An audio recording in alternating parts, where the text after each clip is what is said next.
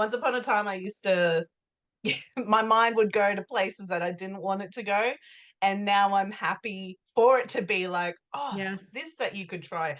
Oh, read this article or saw this video on something else, and like something that really like make that it gives me that mental health boost is finding people that are making breakthroughs in not just sustainability but environment as well. It's like a mesh of those two things, like people that are creating solutions of replacing styrofoam with mycelium.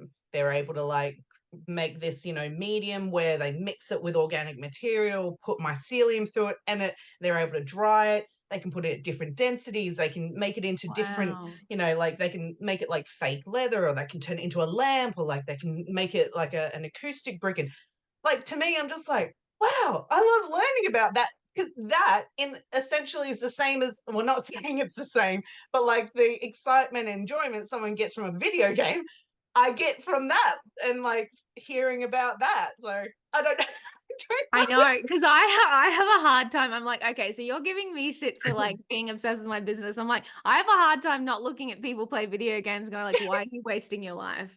Do you know you could be spending that time growing a following on social Yeah, media?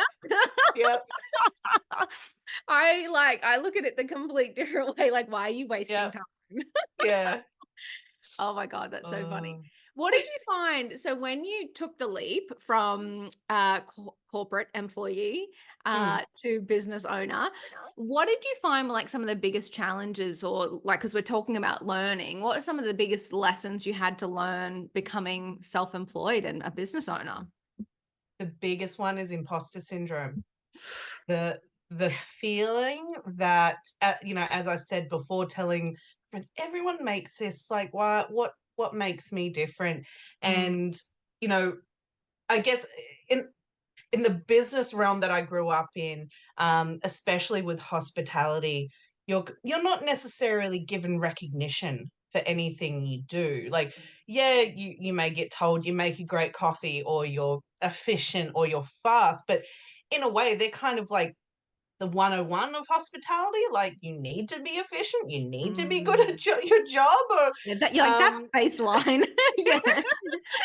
so so, and yeah, like with the stuff, and with also my family mentality, it's not like we had outsiders. I mean, we may have had, other friends or whatnot be like, oh, this is brilliant, but we never kind of took on that as recognition to be proud of. And so whenever I did make something for someone, or whenever someone did buy it, or when I was like a repeat customer, they come back, 3 or 4 times. In my head, I'm still just like, oh, it's just not good enough. Like, Oh my it's God. Yeah. very clear that people Yeah. like what I do, they enjoy what I do, and like they share, what I do with people, and are just like, oh wow, she did this, she went there, and blah blah blah. But in my head, it was always like, it's not good enough. There was always a standard that I'm never gonna reach. But I think, yeah, so imposter syndrome is like one of the biggest challenges. I'm not through it yet, but I'm definitely taking steps to give myself more recognition of, hey man, like you're actually doing really well. Look, whether it be figures of sales, traffic, or following with social media, it all goes up. And Mm. I need to say to myself, I did this. This Yes. is all me. Like, and I mean, I'm a socialite type person, but I've never been one to like sell to be. Yeah, totally, totally.